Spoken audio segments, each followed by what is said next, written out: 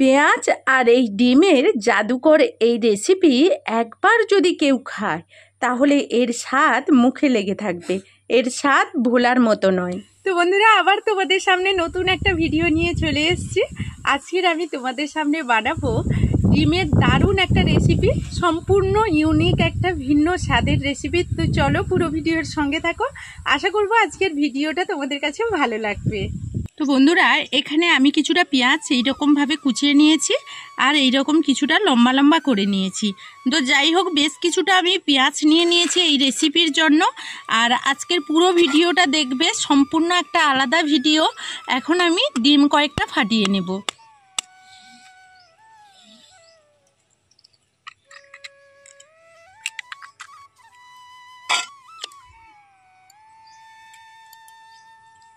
এখানে আমি 3টে ডিম ফাটিয়ে নিলাম। তো আমি এখানে 3টে ডিম নিয়েছি, তোমরা 4টে 5টে কিংবা 3টে কমও নিতে পারো। তো এখানে আমি কিছুটা হলুদ গুঁড়ো নিয়ে নিচ্ছি, কিছুটা লঙ্কার গুঁড়ো নিয়ে নিচ্ছি, আর কিছুটা লবণ নিয়ে নিচ্ছি, জিরে গুঁড়ো, আর দিয়ে দিচ্ছি আদা রসুনের গুঁড়ো। আদা রসুনের গুঁড়ো আমার কাছে ছিল, দিয়েছি। তোমরা চাইলে কিন্তু বেটে শিলনোড়াইতে তারপর দিতে পারো।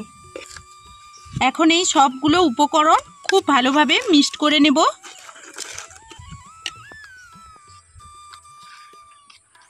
তো খুব ভালোভাবে আমি মিক্সড করে নিয়েছি। তো এখানে আমি একটা বড় সাইজের আলু সেদ্ধ করে নিয়েছি। তোমরা যদি মিডিয়াম সাইজের নাও, দুটো নিয়ে নেবে এই ডিমের অনুপাতে। তো এই আলুটাকে এখন আমি গ্রেট করে নেব।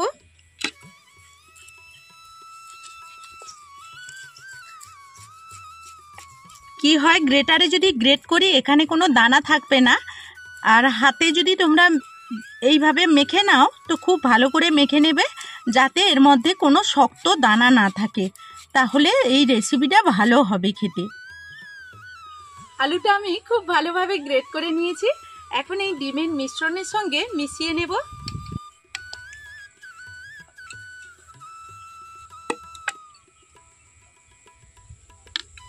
এখন আলু আর ডিম সবগুলো উপকরণ খুব ভালোভাবে আমি মিশিয়ে নেব।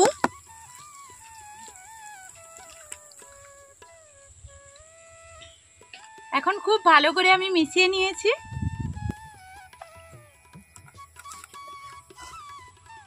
তো এখন আমি গ্যাসটা জ্বালিয়ে কড়াই বসিয়ে দিয়েছি।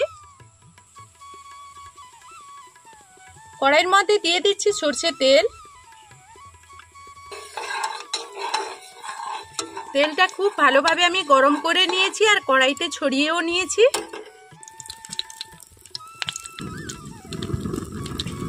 এখন আমি এইভাবে শেপ দিয়ে দিচ্ছি।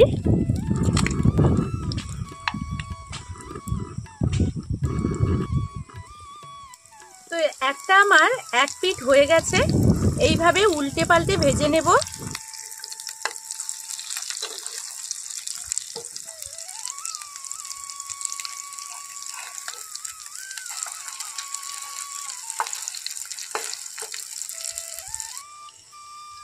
এখন আমার ডিমগুলো ভাজা হয়ে গেছে, আমি এইগুলোকে তুলে নেব।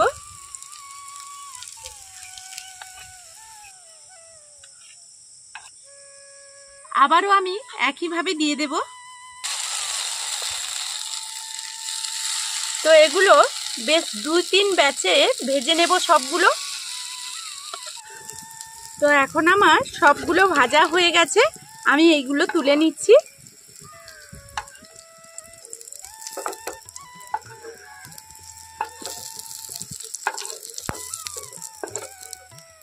আর দেখো, মাত্র 3টে ডিমে কতগুলো হয়ে গেছে। ওই একই কড়াইতে আবারও তেল দিয়ে দিচ্ছি। দিয়ে দিচ্ছি 1 চামচ মতো জিরে। দিয়ে দিচ্ছি এখানে পেঁয়াজ কুচি।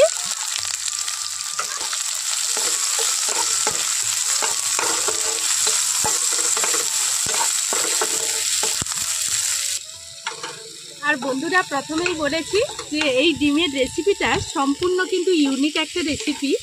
এটা আগে হয়তো তোমরা কখনো বানাওনি।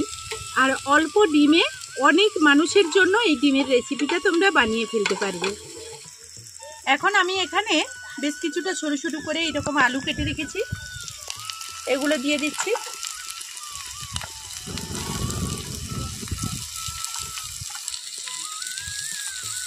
এখানে একটু লবণ দিয়ে দিলাম, দিয়ে খুব ভালোভাবে আলু আর পেঁয়াজটাকে এখানে ভেজে নেব। একটু টমেটো কুচিয়ে এরকম দিয়ে দিচ্ছি। এখানে দিয়ে দিচ্ছি রসুন, আর এখানে দিয়ে দিচ্ছি আদার গুঁড়ো। তো বন্ধুরা তোমরা কিন্তু বেটেও দিতে পারো, আমার কাছে এগুলো সংরক্ষণ করা আছে এই কারণে আমি দিয়ে দিলাম। এখন আমি এখানে কিছু গুঁড়ো মশলা দিয়ে দিচ্ছি ঝাল লঙ্কার গুঁড়ো, আর এখানে দিয়ে দিচ্ছি হলুদের গুঁড়ো, জিরে গুঁড়ো, ধনে গুঁড়ো। অল্প একটু জল দিয়ে সমস্ত উপকরণ খুব ভালো করে কষিয়ে নেব।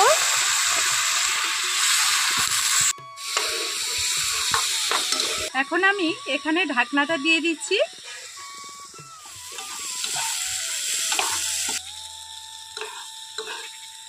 এখন আমি খুব ভালো করে মশলাটা কষিয়ে নিয়েছি, আর আলুটাও মশলার সঙ্গে খুব ভালোভাবে কষানো হয়ে গেছে। এখন এর মধ্যে আমি দিয়ে দেব জল।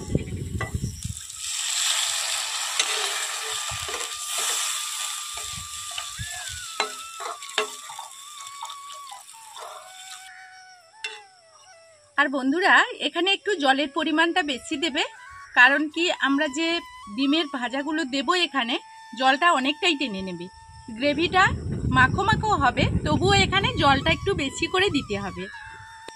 এখন আমি এটাকে ঢাকনা দিয়ে একটু হতে দেব। তো এখানে আমি 3 মিনিট মতো জাল দিয়ে নিয়েছি। এখন ঢাকনাটা খুলে দেখে নেব আলুটা কতটা সেদ্ধ হয়েছে।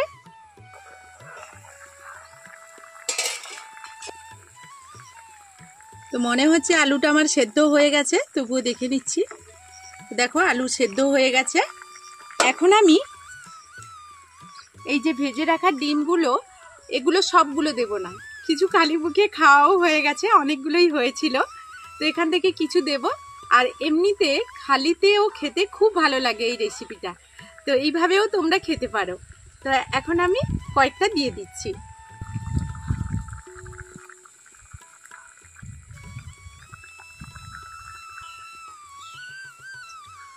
তো বাদ বাকি এইগুলো আমি রেখে দিলাম, আর এটাকে আমি হতে দেব।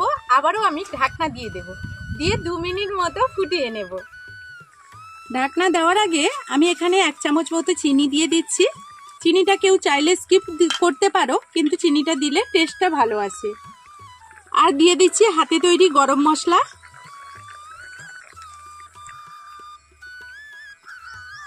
এখন আমি ঢাকনা দিয়ে দেব। আর বন্ধুরা এখন দেখো আমার রেসিপিটা পুরো কমপ্লিট হয়ে গেছে। আর এরকম গ্রেভিটা রেখেছি, পরে কমে যেতে পারে, কারণ এই ডিমের ভাজাগুলো তো টেনে নেবে।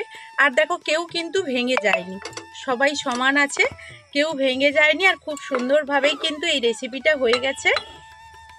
তো বন্ধুরা আজকের আমার এই ভিডিওটা যদি কোনো অংশে ভালো লেগে থাকে, তাহলে সুন্দর একটা কমেন্টের অপেক্ষায় রইব।